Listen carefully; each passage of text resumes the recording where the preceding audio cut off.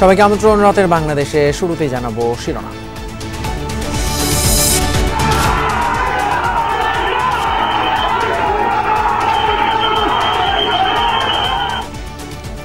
আগরতলায় বাংলাদেশের সহকারী হাই কমিশনে হামলা, ভাঙচুর, পেট্রাপোল সীমান্তে বিজেপির ঘেরাও কর্মসূচি, মমতার আপত্তিকর মন্তব্য, ভারতের আচরণে দেশের বিভিন্ন স্থানে বিক্ষোভ।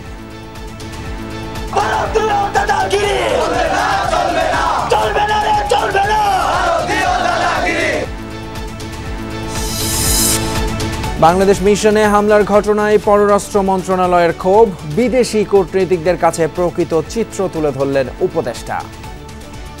এই সরকার কোনো ধরনের কোনো সাম্প্রদায়িক যে কার্যকলাপ সেটাকে বরদাস্ত করবে না। আগামী নির্বাচন সহজ হবে না, 2 জেলার কর্মশালায় নেতাকর্মীদের উদ্দেশ্যে তারেক রহমান। সব দলের চিন্তার প্রতিফলন আছে 31 দফা প্রস্তাবে। কিছু কিছু সহকর্মীর মধ্যে ঢুকে গেছে এমন একটা ভাব যে আমরা ক্ষমতায় বোধহয় চলে যাচ্ছি বা চলে গিয়েছি। তখনই আমরা ক্ষমতায় যেতে পারবো যখন আমরা বাংলাদেশের জনগণের সমর্থন পাবো। আওয়ামী লীগের উন্নয়নের তথ্য আর বাস্তবতায় অনেক ফারাক পেয়েছে শ্বেতপত্র কমিটি। বাজেটের আগে সরকারকে কৌশল স্পষ্ট করার পরামর্শ ডক্টর দেবপ্রিয়র। 17 লাখ নতুন ভোটার যুক্ত হচ্ছে ভোটার তালিকায়। মার্চে বাড়ি বাড়ি গিয়ে শুরু হবে হালনাগাদের কাজ, জানালো ইসি। 4.5 লাখ শূন্য পদে নিয়োগ প্রক্রিয়া শুরুর নির্দেশনা জনপ্রশাসন মন্ত্রণালয়ের। কমছে সরকারি চাকরিতে আবেদনের ফি, বিসিএস এ হবে 100 নম্বরের ভাইভা। এছাড়াও রাতের বাংলাদেশে আরো থাকছে 3 ম্যাচের ওয়ানডে সিরিজে আয়ারল্যান্ডকে হোয়াইট ওয়াশ করলো বাংলাদেশ। শেষ ম্যাচেও অপ্রতিরোধ টাইগ্রেসরা সফরকারীদের হারালো 7 উইকেটে।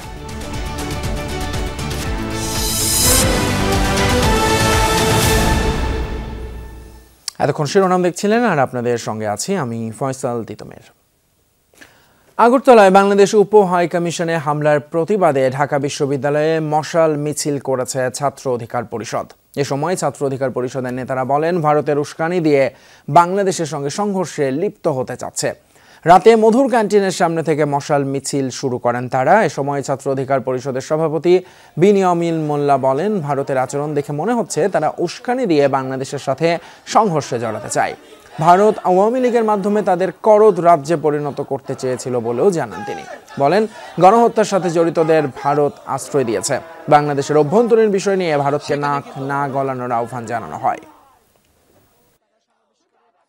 বিশ্বের শান্তিকামী দেশসমূহ তাদের সাথে ভারত যেরকম আগ্রাসী আচরণ করছে, বিশ্বের শান্তি নষ্ট করার জন্য তারা এই ধরনের কর্মকাণ্ড করছে, ধৃষ্টতা দেখাচ্ছে।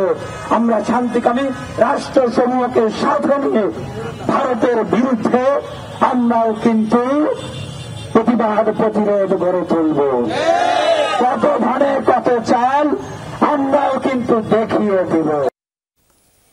ভারতের ত্রিপুরায় বাংলাদেশি উপ হাই কমিশনে হামলার প্রতিবাদে রাজু ভাস্কর্যের সামনে বিক্ষোভ মিছিল শেষে কথা বলছেন শিক্ষার্থীরা। আমরা এই মুহূর্তে সরাসরি যাচ্ছি সেখানে। স্বাধীনতার জন্য রক্ত দিব, দিল্লিকে সাবধান করে দিয়ে আমি আমার বক্তব্য শেষ করছি। দিল্লি না ঢাকা।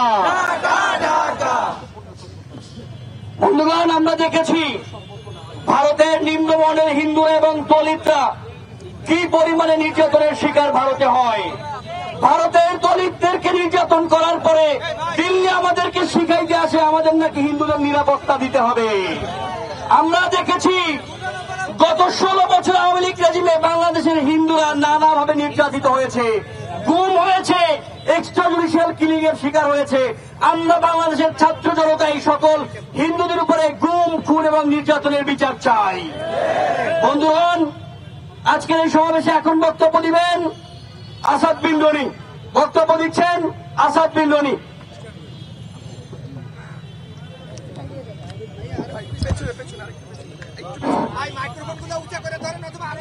সংগ্রামী উপস্থিত বন্ধুগণ, বাংলাদেশে খুনি শেখ হাসিনা পালিয়ে যাওয়ার মধ্য দিয়ে ভারতের অগ্রাসনের পতন হয়ে গেছে।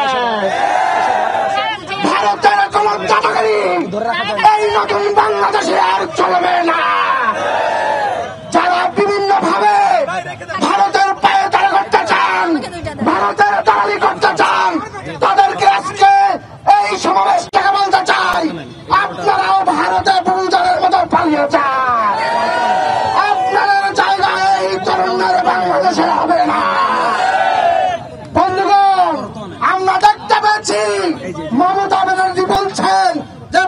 বাংলাদেশে নাকি শান্তি রক্ষা মিশনের বাহিনী দরকার।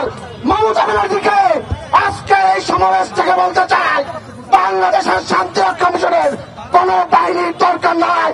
বাংলাদেশের সেনাবাহিনী সারা পৃথিবীতে শান্তি রক্ষা করে চলে, বরঞ্চ ভারতের শান্তি রক্ষার দরকার আছে। শুনছিলাম শিক্ষার্থীদের বক্তব্য।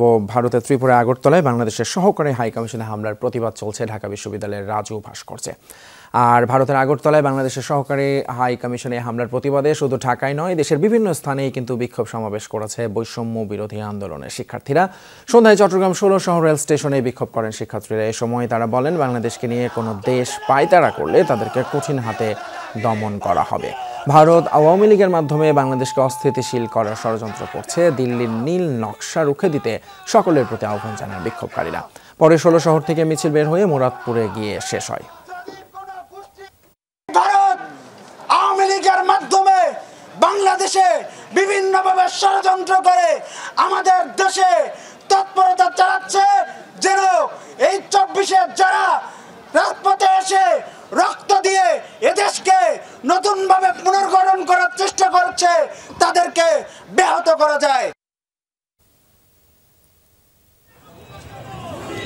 অন্যদিকে বাংলাদেশ সহকারী হাইকমিশন প্রাঙ্গণে হামলা ও ভাঙচুরের প্রতিবাদে সিলেটেও বিক্ষোভ মিছিল করেছে বৈষম্য বিরোধী ছাত্র আন্দোলন। রাতে মহানগরীর চৌহাচ্চা এলাকা থেকে বিক্ষোভ মিছিল শুরু হয়।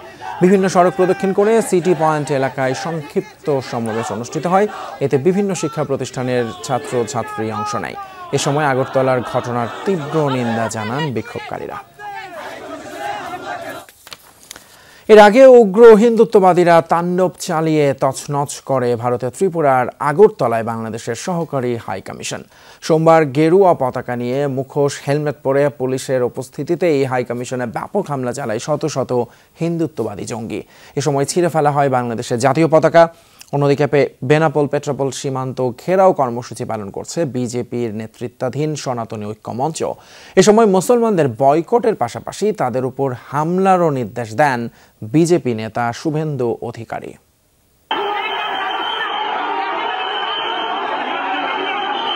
সোমবার স্থানীয় সময় দুপুরে আগরতলা অবস্থিত বাংলাদেশের সহকারী হাইকমিশনে হঠাৎই হামলা চালানো হয়। মুখোশ, হেলমেট পরে গেরুয়া পোশাকধারী শত শত হামলাকারী পুলিশের উপস্থিতিতে তাণ্ডব চালায় পুরো সহকারী হাইকমিশন প্রাঙ্গণে। উগ্র হিন্দুত্ববাদী সংগঠনের নেতাকর্মীদের হামলায় সহকারী হাইকমিশন প্রাঙ্গণে আতঙ্ক ছড়িয়ে পড়ে। নামিয়ে ছিঁড়ে ফেলা হয় বাংলাদেশের জাতীয় পতাকা, ভেঙে ফেলা হয় স্থাপনার বিভিন্ন অংশ। পরিস্থিতি নিয়ন্ত্রণে না আসলে মোতায়েন করা হয় কেন্দ্রীয় বাহিনীর সদস্যদের। প্রত্যক্ষদর্শীরা জানান, এ সময় নিরাপত্তা বাহিনীর সদস্যদের সাথে হামলাকারীদের সংঘর্ষ হয়। এদিকে বাংলাদেশ সীমান্তের বেনাপোল পেট্রাপোল অংশে ব্যাপক সমাবেশ করে বিজেপি নেতৃত্বাধীন সনাতনী ঐক্যমঞ্চ। বিজেপি নেতা শুভেন্দু অধিকারীর নেতৃত্বে পেট্রাপোল বন্দর এলাকায় বিক্ষোভ মিছিল হয়।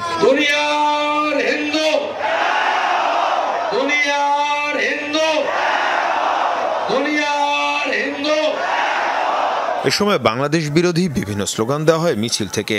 হুমকি দেওয়া হয় মুসলমানদের উপর হামলারও। ওদের আলু পেঁয়াজ কি করে খায় আমরা সেটা দেখিয়ে দেব। আমাদের নাম ভারতবর্ষ। রোহিঙ্গা মুসলমানদের খুঁজে খুঁজে চুলের মুঠি ধরে বের করবেন তো?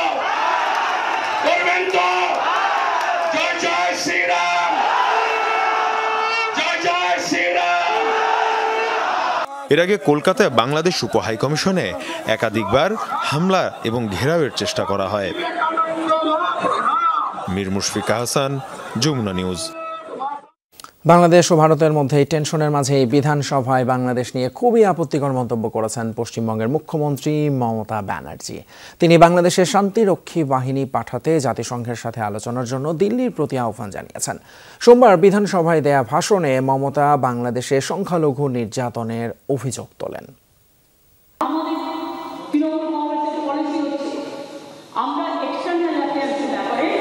সেন্ট্রাল গভর্নমেন্টের পথ চলে, আমরা সেই পথটাকে আমাদের পথ ধরে মেনে নিই। কিন্তু গত 10 দিন ধরে আমি দেখছি government of India is totally কিকমম, একদম চুপ করে আছে। Government of India can take আ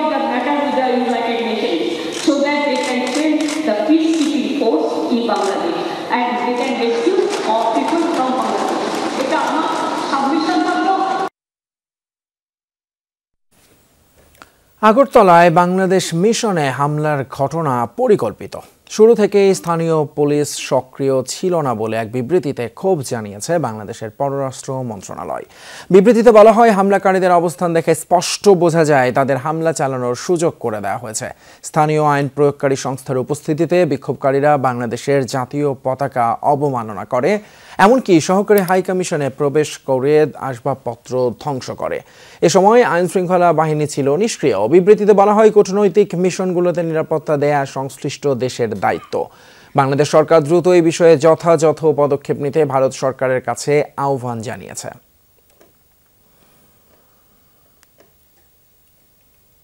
এদিকে ভারতের আগরতলায় বাংলাদেশ মিশনে হামলার ঘটনায় গভীর দুঃখ প্রকাশ করেছে নয়াদিল্লি। সোমবার ভারতের পররাষ্ট্র মন্ত্রণালয়ের বিবৃতিতে বলা হয়, কূটনৈতিক স্থাপনায় হামলা কোনোভাবেই গ্রহণযোগ্য নয়। এর পাশাপাশি আগরতলায় বাংলাদেশ মিশনে হামলার ঘটনার সাথে জড়িতদের বিরুদ্ধে ব্যবস্থা নেওয়ারও আশ্বাস দেয়া হয়। এদিকে সাম্প্রদায়িকতা নিয়ে বাংলাদেশের বিরুদ্ধে বৈশ্বিক অপপ্রচার চলছে বলে জানিয়েছেন পররাষ্ট্র উপদেষ্টা তৌহিদ হোসেন। কোনো সাম্প্রদায়িক কার্যকলাপ এদেশে চলবে না উল্লেখ করে কেউ তা চেষ্টা করলে সরকার সেটা বরদাস্ত করবে না বলেও হুঁশিয়ারি করেন তিনি। জানান, বাংলাদেশের পরিস্থিতি নিয়ে ব্রিটেনের সর্বদলীয় সংসদীয় গ্রুপের রিপোর্টও এক পেশে। জানিয়েছেন, পরস্পরের স্বার্থ অক্ষুণ্ণ রেখে ভারতের সাথে সম্পর্ক স্বাভাবিক করতে চায় বাংলাদেশ। একটি সীমান্ত দিয়ে ভারতীয়দের বাংলাদেশে প্রবেশের চেষ্টাকে উস্কানিমূলক বলেও বিদেশি কূটনীতিকদের জানিয়েছেন পররাষ্ট্র উপদেষ্টা। বেশ কিছুদিন পর ঢাকায় অবস্থানরত বিভিন্ন দেশের কূটনীতিকদের পররাষ্ট্র মন্ত্রণালয়ের আনুষ্ঠানিক ব্রিফিং। ৬২ দেশের অধিকাংশেরই মিশন প্রধান ছিলেন স্বল্প সময়ের নোটিসের এ আয়োজনে। মূলত বাংলাদেশের হিন্দুদের নিয়ে ভারতের কিছু মিডিয়ায় যে অপপ্রচার চলছে তা নিয়ে সরকারের অবস্থান স্পষ্ট করতেই সোমবার বিকেলের এই ব্রিফিং। ভারতের হাই কমিশনার প্রণয় ভার্মা না আসলেও ছিলেন তার প্রতিনিধি। কাউকে দোষারোপ করার জন্য আসে, আমরা শুধু আমাদের অবস্থানটাকে শক্তভাবে উল্লেখ করার জন্য এসেছি। সেখানে ধর্মীয় পরিচয়ের কারণে বাংলাদেশের কোনো নাগরিক নির্যাতন নিপীড়নের শিকার হবেন না, সরকারের এই অবস্থান বিদেশিদের কাছে স্পষ্ট করে পররাষ্ট্র মন্ত্রণালয়। এই সরকার কোনো ধরনের কোনো সাম্প্রদায়িক যে কার্যকলাপ সেটাকে বরদাস্ত করবে না, এবং সেটা হিন্দু বলে কথা নয়, মুসলিম বলে কথা নয়। আমরা সবাইকে সমান চোখে দেখব। যদি কেউ বিশৃঙ্খলা সৃষ্টির চেষ্টা করে, অবশ্যই সেটাকে শক্ত হাতে দমন করা হবে। সীমান্তে ভারতীয় কিছু নাগরিকের আচরণকে উস্কানিমূলক মন্তব্য করে বাংলাদেশে শান্তিরক্ষী মিশন পাঠাতে পশ্চিমবঙ্গের মুখ্যমন্ত্রী মমতা ব্যানার্জির প্রস্তাব নিয়েও কথা বলেন উপদেষ্টা। প্রভোকেশন, এবং এটাকে আমরা প্রভোকেশন হিসেবে দেখব যতক্ষণ পর্যন্ত না প্রকৃত প্রস্তাবে তারা বাংলাদেশে প্রবেশ করতে সক্ষম হয়। বিএসএফ সেখানে তাদেরকে থামাতে সক্ষম হয়েছিল। মমতা ব্যানার্জির বক্তব্যকে আমরা মমতা ব্যানার্জি ধরনের বক্তব্য হিসেবে দেখতে চাই, কারণ উনি এই বক্তব্য কেন দিলেন এটা আমি ঠিক বুঝতে পারছি না। এটা তার যে ইলেকটোরেট সেটা আমি জানি। আমি কলকাতায় দীর্ঘদিন ছিলাম, আমি তার সাথে ব্যক্তিগতভাবে পরিচিত। ৫ আগস্টের আগে ও পরের সরকার ভারতের সাথে সম্পর্কে বড় ফ্যাক্টর বলে মনে করেন তৌহিদ হোসেন। দ্বিপাক্ষিক সম্পর্কে নিজ দেশের স্বার্থ রক্ষা প্রধান ইস্যু বলেও মন্তব্য করেন তিনি। ৫ তারিখের আগে এবং পরের সরকারের তফাৎ আছে। এখন এটার সাথে অ্যাডজাস্ট করতে কেউ সময় নিতে পারে, কিন্তু বাস্তবতাকে তো মেনে নিতে হবে। আমরা ভারতের সাথে একটা স্বাভাবিক ভালো সুসম্পর্ক চাই, পরস্পরের স্বার্থ ঠিক রেখে। অন্তর্বর্তী সরকার ক্ষমতায় আসার পর একটি গোষ্ঠী বাংলাদেশের বিরুদ্ধে সক্রিয় বলেও আশঙ্কা তার। অল পার্টি পার্লামেন্টারি গ্রুপ, যেটা তো ব্রিটেনের, আমি তো অন্য সেটা বলে লাভ নেই, ব্রিটেনের সাথে আমরা এই ইস্যুটা তুলব। আপনারা দেখেছেন যে অত্যন্ত একপেশে একটা রিপোর্ট তারা দিয়েছে। এটা ভুলে গেলে চলবে না যে এটা কিন্তু একটা গ্লোবাল ক্যাম্পেইন চলছে। কিন্তু গ্লোবাল ক্যাম্পেইন চলছে, গ্লোবের সবাই যে পার্টিসিপেট করছে তা না, কিন্তু গ্লোবাল ক্যাম্পেইনটা চলছে কিন্তু একটা বিশেষ গোষ্ঠীর তারা চেষ্টা করতেছে, সবখানে তারা হিট করার চেষ্টা করছে। এমন বাস্তবতায়ও ডিসেম্বরে ঢাকায় Bangladesh Bharat foreign office consultation হবে বলে আশাবাদী উপদেষ্টা। হওয়ার কথা আমি মনে করি হবে। মাহফুজ মিশু, যমুনা নিউজ, ঢাকা। এবার অন্যান্য খবর। আগামী নির্বাচন বিএনপির জন্য সহজ হবে না। নেতাকর্মীদের অনেকের মধ্যেই বিএনপি ক্ষমতায় চলে এসেছে এমন চিন্তা ঢুকে গেছে। এই মন্তব্য করেছেন বিএনপির ভারপ্রাপ্ত চেয়ারম্যান তারেক রহমান। দলের বিভাগীয় প্রশিক্ষণ কর্মশালায় ভার্চুয়ালি যোগ দিয়ে তিনি বলেন, এই কঠিন কাজ জয়ে নেতাকর্মীদের অর্জন করতে হবে জনগণের আস্থা। সেই সঙ্গে বিএনপি সবার আগে দেশ ও নাগরিকের কথা চিন্তা করে সংস্কার প্রস্তাব ঘোষণা করেছিল বলেও জানান তারেক রহমান। সংবিধান ও রাষ্ট্র ব্যবস্থার গণতান্ত্রিক সংস্কার এবং অর্থনৈতিক মুক্তির লক্ষ্যে রাষ্ট্র মেরামতে ৩১ দফা ঘোষণা করে বিএনপি। এ নিয়ে খুলনা ও ময়মনসিংহ বিভাগের নেতাকর্মীদের বিভাগীয় প্রশিক্ষণ কর্মশালায় ভার্চুয়ালি যোগ দেন দলের ভারপ্রাপ্ত চেয়ারম্যান তারেক রহমান। দেশের মানুষকে নিয়ে নেতাকর্মীদের উদ্দেশ্য করে তিনি বলেন, আগামী নির্বাচন বিএনপির জন্য সহজ হবে না। কেবল জনগণের সমর্থন পেলেই ক্ষমতায় যাবে দল। এই দিন যত যাচ্ছে তত পরিষ্কার হচ্ছে সামনের যে নির্বাচন এটি এত সহজ না। সামনের যে নির্বাচন আমরা ফেস করতে যাব, হতে পারে আমাদের একটি প্রধান প্রতিপক্ষ অনেক দুর্বল হয়ে গেছে, তারপরেও এই নির্বাচন বাংলাদেশের যে কোনো নির্বাচনে থেকে অনেক কঠিন নির্বাচন হতে যাচ্ছে। আমরা যদি কেউ কোনো বিগত ৩-৪ মাসে ভুল করেও থাকি, আপনার আশেপাশের নেতাকর্মীরা যদি কেউ ভুল করে থাকে, প্রিয় সহকর্মীবৃন্দ, একজন নেতা হিসাবে আপনার এটি অবশ্যই দায়িত্ব তাদেরকে সঠিক পথে নিয়ে আসা। তারেক রহমান বলেন, এখন যারা সংস্কারের কথা বলছে ৩ মাস আগেও তারা সে কথা বলেনি। ২ বছর আগে বিএনপির দেয়া সংস্কার প্রস্তাবই প্রমাণ করে এই দল দেশ ও মানুষের কথা চিন্তা করে। সমাজের অনেক ব্যক্তি অনেক সংস্কারের বিষয়ে কথা বলছেন, যারা ৩ মাস বা ৪ মাস বা এমনকি ৫ মাস আগেও ৬ মাস আগেও যারা সংস্কার নিয়ে কোনো কথা বলেনি। কিন্তু বাংলাদেশ জাতীয়তাবাদী দল, আপনাদের দল বিএনপি এই সংস্কারের কথা আজকে থেকে ২ বছর আগে বলেছে। এ সময় জনগণের সাথে থাকা এবং জনগণকে পাশে রাখতে নেতাকর্মীদের প্রতি নির্দেশ দেন বিএনপির ভারপ্রাপ্ত চেয়ারম্যান। কিছু সহকর্মীর মধ্যে ঢুকে গেছে এমন একটা ভাব যে আমরা ক্ষমতায় বোধহয় চলে যাচ্ছি বা চলে গিয়েছি। সহকর্মীবৃন্দ, আপনাদের সকলকে আমি অনুরোধ করব, একই সাথে আপনাদের সকলকে আমি দৃঢ়ভাবে বলবো, আমরা ক্ষমতায় যাইনি। আমরা ক্ষমতায় যাব কিনা আমরা জানি না। তখনই আমরা ক্ষমতায় যেতে পারবো যখন আমরা বাংলাদেশের জনগণের সমর্থন পাবো। কর্মশালায় স্থানীয় নেতাকর্মীদের পাশাপাশি অংশ নেন কেন্দ্রীয় নেতারাও। উপজেলা পর্যায়ে প্রশিক্ষণটা রাহিম সারোয়ার, যমুনা নিউজ। দূতাবাসে হামলা বাংলাদেশের সার্বভৌমত্বের উপর আঘাতের শামিল। বাংলাদেশের অভ্যন্তরীণ বিষয়ে ভারতকে নাক না গলানোর আহ্বান জানিয়েছে জাতীয় নাগরিক কমিটি। সন্ধ্যায় বাংলা মোটরের সংগঠনের কার্যালয়ে সংবাদ সম্মেলনে কথা বলেন আহ্বায়ক নাসির উদ্দিন পাটোয়ারি। তিনি ভারতকে প্রতিবেশী সুলভ সম্পর্ক বজায় রাখায় উস্কানিমূলক আচরণ থেকে বিরত থাকার আহ্বান জানান। সংবাদ সম্মেলনে ভারতের সাথে করা সকল চুক্তি উন্মোচন, পানির ন্যায্য হিস্সা নিশ্চিত, দ্রব্যমূল্য নিয়ন্ত্রণ সহ ৬টি দাবি পেশ করে জাতীয় নাগরিক কমিটি। এছাড়া পাচারকৃত অর্থ ফিরিয়ে আনতে স্পেশাল টাস্ক ফোর্স গঠন সহ শেখ হাসিনাকে দেশে এনে বিচারের দাবি জানায় তারা। সেই জায়গাতে হামলা নিপীড়ন চালানো আমরা মনে করি বাংলাদেশের সার্বভৌমত্ব যে জনগণ এবং রাষ্ট্র রয়েছে তার উপরে সরাসরি আঘাত। সকলকে আমরা আহ্বান জানাবো, বাংলাদেশের ইন্টারনাল বিষয়ে আপনারা অনধিকার চর্চা করবেন না। আমরা অতিসত্বর সকল পক্ষকে নিবৃত্ত হওয়ার আহ্বান জানাচ্ছি। অর্থনীতির জন্য আগামী ৬ মাস খুবই কঠিন, তাই পরবর্তী বাজেট আসার আগে সরকারকে কৌশল স্পষ্ট করার তাগিদ দিয়েছে অর্থনৈতিক শ্বেতপত্র প্রণয়ন কমিটি। গতকাল প্রধান উপদেষ্টার কাছে রিপোর্ট জমার পর আজ আনুষ্ঠানিক সংবাদ সম্মেলন করেন সদস্যরা। কমিটির প্রধান ডক্টর দেবপ্রিয় ভট্টাচার্যের অভিযোগ, বিগত সরকারের সময়ে চামচা পুঁজিবাদ থেকে চোরতন্ত্রে পরিণত হয়েছিল পুরো কাঠামো। প্রবাদে বলে কাজীর গরু কিতাবে আছে গোয়ালে নেই। বিগত সরকারের উন্নয়ন দর্শনকে অনেকটা এভাবেই বর্ণনা করেছে অর্থনৈতিক শ্বেতপত্র প্রণয়ন কমিটি। অর্থাৎ শেখ হাসিনার প্রশাসন দেশের যতটা অগ্রগতির দাবি করেছে, তথ্য উপাত্তে তার প্রমাণ মেলেনি। উল্টো গত ১.৫ দশকে প্রতি বছর গড়ে বিদেশে পাচার হয়েছে ২ লাখ কোটি টাকা, ফাটল ধরেছে ব্যাংকিং খাতে। অর্থনীতির এমন পোস্টমর্টেম কিভাবে হলো, মঙ্গলবার সংবাদ সম্মেলনে তার ব্যাখ্যা দিলেন শ্বেতপত্র প্রণয়ন কমিটির সদস্যরা। তাদের পর্যবেক্ষণ, দেশের ৮৫% সম্পদ চলে গেছে মাত্র ১০% মানুষের নিয়ন্ত্রণে। দাবি করে যে ১ কোটির উপরে ৩ নাম্বার আছে, এটি কিন্তু কিউমুলেটিভ নাম্বার। এটি কিন্তু আসলে এখনকার এক্সিস্টিং ইফেক্টিভ বা অ্যাক্টিভ ৩ নাম্বার সেটি না।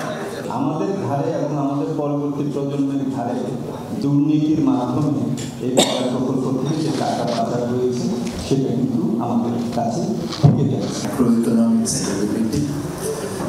দ্বিতীয় হলো নীতির সংস্কার, পলিসি রিফর্মস, আর তৃতীয় হলো জবাবদিহিমূলক প্রতিষ্ঠান গড়ে তোলা, ইনস্টিটিউশনাল অ্যাকাউন্টেবিলিটি। এই তিনটাই হলো এর বাইরে বের হওয়ার কোনো পথ। নিজস্ব জ্বালানি উৎপাদনের যে প্রচেষ্টা সেটা বাদ দিয়ে এদের আমদানিতে চলে যাওয়া হয়েছে, অর্থাৎ পলিসি করেই দুর্নীতির পথ সুগম করা হয়েছে। ডক্টর দেবপ্রিয় বলেন, সংকটের শুরু 2018 সালে নির্বাচন থেকে, এরপরই হারিয়ে গেছে প্রশাসনের জবাবদিহিতা। 3টি নির্বাচন এইটা বিষবৃক্ষ সৃষ্টি করেছে এই চোরতন্ত্রের, এবং এর ভিতর দিয়ে আমার দেশের ভিতরে যে মৌলিক গণতান্ত্রিক অধিকারগুলো ছিল, যে জবাবদিহিতার জায়গা ছিল, সেই জায়গাগুলো নিশ্চিহ্ন হয়ে গেছে, এবং সেটার ভিতর দিয়ে স্থানীয় সরকারকে দুর্বল করা হয়েছে এবং সামাজিক শক্তিকে দুর্বল করা হয়েছে। জানানো হয়, এত জটিলতার পরও উন্নয়নশীল দেশ হবার দৌড়ে পিছিয়ে পড়েনি বাংলাদেশ। যে সমস্ত মাপকাঠিগুলো আছে, মাপকাঠির উপরে 3টেতেই বাংলাদেশ উপরে আছে। জাতীয় আয়, মানব সম্পদ এবং ভঙ্গুরতার সূচক, এই 3টেতেই এখনও উপরে আছে। সেহেতু এই মুহূর্তে আপনাকে আমাদের এলডিসি থেকে উত্তরণকে স্থগিত করার কোনো কারণ আমরা দেখি না। অন্তর্বর্তী সরকারকে অর্থনীতি নিয়ে আরও সাবধান হবার পরামর্শ দেন ডক্টর দেবপ্রিয় ভট্টাচার্য। দুটো স্থিতিশীলতার কথা বলি, একটি হলো অর্থনৈতিক স্থিতিশীলতা, আরেকটি হলো আইন শৃঙ্খলা নিরাপত্তার স্থিতিশীলতা। যদি নিরাপত্তা না থাকে, যদি একই রকমভাবে জিনিসপত্রের দাম নিয়ন্ত্রণে না থাকে, তাহলে ওই যে দীর্ঘমেয়াদী সংস্কারের কথা বলছি, এইটা বিপদসংকুল হয়ে যাবে। দাবি করা হয়, পরামর্শক দিয়ে করালে শ্বেতপত্র প্রণয়নে অন্তত 25 কোটি টাকা লাগত, কিন্তু দেশের স্বার্থে এই কাজ বিনামূল্যে করেছেন কমিটির সদস্যরা। তৌহিদ হোসেন, যমুনা নিউজ, ঢাকা। ভোটার তালিকায় যোগ হতে যাচ্ছে 17 লাখ নতুন ভোটার। আগামী মার্চে তালিকা প্রকাশের পর বাড়ি বাড়ি গিয়ে ভোটার তালিকা হালনাগাদ কার্যক্রম শুরু হবে বলে জানিয়েছে নবগঠিত নির্বাচন কমিশন। শুদ্ধ ও পূর্ণাঙ্গ তালিকা প্রকাশ কমিশনের উদ্দেশ্য বলে জানিয়েছেন নির্বাচন কমিশনার আবুল ফজল সানাউল্লাহ। নতুন ভোটার হিসেবে যুক্ত হওয়ার জন্য 17 লাখ নাগরিকের তথ্য আছে কমিশনের কাছে। তারা ভোটার তালিকায় যুক্ত হবেন 2 মার্চ। তবে পরিসংখ্যান বলে 45 লাখের মতো নাগরিকের নতুন ভোটার হিসেবে যুক্ত হওয়ার কথা। সেই হিসেবে 27-28 লাখ এখনও নিবন্ধনের বাইরে। নির্বাচন কমিশন ভবনে নবগঠিত কমিশনের প্রথম সভায় আলোচনা হয় এ নিয়ে। আরও আলোচ্য ছিল সীমানা নির্ধারণ ও 4 জন নির্বাচন কমিশনারের নেতৃত্বে 4টি কমিটি গঠন। বৈঠক চলে প্রায় 2.5 ঘন্টা। এরপর ব্রিফ করেন নির্বাচন কমিশনার আবুল ফজল সানাউল্লাহ। তালিকার বাইরে থাকা ভোটারদের বিষয়ে কথা বলেন তিনি। আমাদের উদ্দেশ্য হচ্ছে একটা শুদ্ধ এবং পূর্ণাঙ্গ তালিকা, যেখানে সঠিকতা যেন 100% আমরা নিশ্চিত করতে পারি। আর পাশাপাশি যারা প্রাপ্তবয়স্ক 1 জানুয়ারি 2025 এবং পরবর্তীতে 1 জানুয়ারি 2026-এ যারা ভোটার হওয়ার যোগ্য, তারা কেউ যেন বাদ না পড়েন। এ লক্ষ্যেই 2026-এর ভোটার তালিকা হালনাগাদ কার্যক্রম শুরুর কথা জানান নির্বাচন কমিশনার। বাদ পড়া ভোটাররা ছাড়াও আমরা 2025 সালে যারা ভোটার হবেন, অর্থাৎ 2026 সালের 1 জানুয়ারি পর্যন্ত যারা ভোটার হবেন, তাদের তথ্যও আমরা বাড়ি বাড়ি গিয়ে সংগ্রহ করব। যখনই আমাদের কোনো একটা নির্বাচন সামনে আসবে, আমাদের চেষ্টা থাকবে সবসময় যে তফসিল ঘোষণার আগ পর্যন্ত একটা আপনার সম্মুখ সময় পর্যন্ত যেন যদি বিশেষ কোনো অর্ডিন্যান্স জারি করে হোক, সবাইকে যেন আমরা যারা ভোট দেওয়ার যোগ্য তাদের সবাইকে যেন তালিকাভুক্ত করতে পারি। বৈঠকে কমিশনের কার্যক্রম সম্পন্ন করতে 4 কমিশনের নেতৃত্বে 4টি কমিটি গঠন করা হয়েছে। সীমানা নির্ধারণ সংক্রান্ত আপত্তিগুলো নির্ধারিত কমিটিতে পাঠানোর কথা জানায় কমিশন। পরবর্তীতে আমরা এটা নিয়ে আলোচনা করব। লাভলি বিথি, যমুনা নিউজ, ঢাকা। একটি উগ্র গোষ্ঠী চট্টগ্রামে আইনজীবী হত্যা করে দেশকে শ্মশানে পরিণত করতে চেয়েছিল, তবে দায়িত্বশীল মুসলমানরা ধৈর্য ধরে তাদের পাতানো ফাঁদে পা দেয়নি। এমনটাই বলেছেন জামায়াত ইসলামীর আমির ডাক্তার শফিকুর রহমান। সকালে ঝালকাঠি শহরে অনুষ্ঠিত সমাবেশে তিনি বলেন, দেশের মানুষরা সহনশীলতার পরিচয় দেয়ায় পরিস্থিতি শান্ত রয়েছে। জানান, ভবিষ্যতে জামায়াত এমন একটি রাষ্ট্র চায় যেখানে ধর্মীয় সম্প্রীতি বজায় থাকবে, কাউকেই কোনো ধর্মীয় উপাসনার পাহারা দিতে হবে না। জামায়াত ক্ষমতায় গেলে এমন রাষ্ট্রই বিনির্মিত হবে যেখানে সবাইকেই তার অধিকার সম্মানের সাথে দেওয়া হবে। এরপর দুপুরে পিরোজপুরের নেছাড়াবাদে এবং সন্ধ্যায় মাদারীপুরের সুধী সমাবেশে বক্তব্য রাখেন জামায়াত আমির।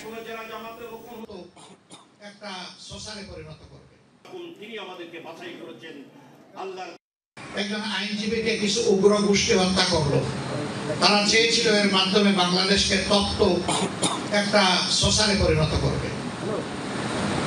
ফুটতে থাকবে বাংলাদেশ, জ্বলতে থাকবে বাংলাদেশ, ভুলে খেলা হবে রক্তে। কিন্তু আলহামদুলিল্লাহ এদেশের দায়িত্বশীল মানুষ, বিশেষ করে মুসলমানরা, শত্রুদের পাতানো ফাঁদে পা দেয় নাই। রাজনৈতিক সদিচ্ছার অভাবে ২৭ বছরেও পার্বত্য চট্টগ্রাম চুক্তি বাস্তবায়ন সম্ভব হয়নি বলে মন্তব্য করেছেন সংশ্লিষ্টরা। রাজধানীতে এক আলোচনায় বিভিন্ন সংগঠনের নেতারা বলেন, চুক্তি বাস্তবায়নে বড় বাধা হলো প্রশাসন। আরেক অনুষ্ঠানে পার্বত্য চট্টগ্রাম বিষয়ক উপদেষ্টা জানান, আইন প্রবিধান বানানোর জন্য কাজ করছে সরকার। পার্বত্য শান্তি চুক্তির ২৭ বছরে অগ্রগতি প্রত্যাশা নিয়ে আলোচনা সভা রাজধানীর ইঞ্জিনিয়ার্স ইনস্টিটিউশনে। পাহাড়ে কাঙ্ক্ষিত শান্তি কেন ফেরেনি এবং চুক্তি বাস্তবায়নের বিভিন্ন দিক নিয়ে আলোচনা হয়। যখন আপনারা এক কাতারে এসে দাঁড়াবেন না, তখন কিন্তু আসলে রাষ্ট্র আপনাকে এই যে আপনারা বিভক্ত রয়েছেন, এই বিভক্তির সুযোগ নেবে। বক্তারা বলেন, পাহাড়ে সংকটের সমাধান না হলে বহিঃশত্রু সুযোগ নেবে। পরিবেশ বিধ্বংসীর নামে ওইখানে কোন ধরনের তথাকথিত উন্নয়নের নামে যা করা হচ্ছে, শুধু পরিবেশ বিধ্বংসী না, আদিবাসী উচ্ছেদেরও কাজটা চলছে। সুতরাং সেটি বন্ধে আমরা প্র্যাকটিক্যাল প্রকৃত কাজ দেখতে চাই। রাষ্ট্র সরকার সেটাকে মীমাংসা না করে নানাভাবে যদি উস্কানি দেবার চেষ্টা করে, বরঞ্চ তাতে বহিঃশক্তির পার্বত্য অঞ্চলকে কেন্দ্র করে তাদের তৎপরতার জমিনটা আরও বেশি বাড়ে। চুক্তি বাস্তবায়ন নিয়ে শেখ হাসিনা সরকারের সমালোচনা করেন বক্তারা। বলেন, বাস্তবায়নে বড় বাধা প্রশাসনিক জটিলতা। এই চুক্তি বাস্তবায়নের পথে যেটুকু বাস্তবায়ন হয়েছে বা যেটুকু হতে পারেনি, তার একটি বড় বাধা সরকারি প্রশাসন, সামরিক এবং বেসামরিক প্রশাসন। আমরা সামরিক বাহিনীর বিরুদ্ধে না, কিন্তু আমরা পার্বত্য চট্টগ্রামে সেনা শাসনের বিরোধিতা করেছি, এখনও আমরা তার বিরোধী। বর্তমান যে অন্তর্বর্তীকালীন সরকার রয়েছে, এই সরকার আঞ্চলিক পরিষদের সাথে আলোচনা সাপেক্ষে যে ভূমি কমিশনের যে নতুন যে গঠন করা বা চেয়ারম্যান যে নিয়োগের কথা রয়েছে এবং যা যা করা দরকার বাস্তবায়নের ক্ষেত্রে সেটি করবেন। দিনটিকে ঘিরে পার্বত্য চট্টগ্রাম কমপ্লেক্সে আয়োজিত সভায় যোগ দেন উপদেষ্টা সুপ্রদীপ চাকমা। বলেন, শান্তি চুক্তির বিষয় নিয়ে কোনো পরিবর্তন করতে চান না তারা। আইন এবং প্রবিধান কিভাবে বানাতে হবে ওগুলি নিয়ে কাজ করতেছে। এই আইন এবং প্রবিধান বানানোটা খুবই জরুরি। আমরা চুক্তির বিষয় যেগুলি আছে ওগুলির কোনো পরিবর্তন আমরা করতে চাই না, কিন্তু কিছু কিছু জিনিসে আমাদের ফ্লেক্সিবিলিটি দরকার। উপদেষ্টা বলেন, আদিবাসী উপজাতি নাকি ফার্স্ট নেশন থাকবে তা নিয়ে দাবি জানাতে হবে সংবিধান সংস্কার কমিশনে। এ বিষয়ে মতামত পাঠানোর আহ্বানও জানান উপদেষ্টা। জেলা পরিষদগুলো করেন নাই। লামিয়া তিথি, যমুনা নিউজ, ঢাকা। এবারে ডেঙ্গু প্রসঙ্গ। ডেঙ্গু নিয়ন্ত্রণে সরকারি বেসরকারি সংস্থা ও ব্যক্তি পর্যায়ে সমন্বিত পদক্ষেপের বিকল্প নেই বলে জানিয়েছেন স্বাস্থ্য অধিদপ্তরের নবনিযুক্ত মহাপরিচালক অধ্যাপক ডাক্তার আবু জাফর। সকালে অধিদপ্তরের এক সংবাদ সম্মেলনে তিনি আরও জানান, বর্তমান পরিস্থিতিতে স্বাস্থ্য অধিদপ্তর এবং সিটি কর্পোরেশনের সমন্বয়হীনতার পাশাপাশি আর্থিক সক্ষমতাও কমেছে। স্বাস্থ্য অধিদপ্তরের হিসেবে ডেঙ্গুতে চলতি বছর আক্রান্ত ও মৃত্যু সবচেয়ে বেশি ঢাকা বিভাগে। বছর জুড়ে আক্রান্ত হয়েছে 92,351 জন, প্রাণ গেছে 494 জনের, যাদের 339 জনই আক্রান্ত হন ঢাকা বিভাগে। অধিদপ্তরের জরিপ বলছে, ঢাকার 2 সিটি কর্পোরেশন এলাকার বহুতল ভবনে সবচেয়ে বেশি এডিস লার্ভা পাওয়া গেছে। মহাপরিচালক বলেন, ডেঙ্গু প্রতিরোধে জনসচেতনতা আর সমন্বিত উদ্যোগের কোনো বিকল্প নেই। আপনারা জানেন, ঢাকা সিটি মর্টালিটি রেট এবং আক্রমণ রোগীদের সংখ্যাও বেশি ঢাকায়। তো সেটা ওনারা বিশ্লেষণ করেছে, ঘনবসতি এলাকা, বিভিন্ন কারণ, মাল্টি স্টোরেজ বিল্ডিং বা বিভিন্ন জায়গায় পানি জমে থাকা, ইভেন ফুলের টপ শুধু না, যেগুলো গাছ যেমন ডগা থাকে এর মধ্যে পানি জমে থাকে, এর মধ্যেও কিন্তু আসতে পারে। হাসপাতালগুলো অধিদপ্তরকে জানিয়েছে, এখনও আক্রান্তরা দেরিতে হাসপাতালে আসছেন, এজন্য মৃত্যুহারও কমছে না। তবে চিকিৎসায় কোনো অনিয়ম পাওয়া গেলে হাসপাতালের বিরুদ্ধে ব্যবস্থার কথা জানান নবনিযুক্ত মহাপরিচালক।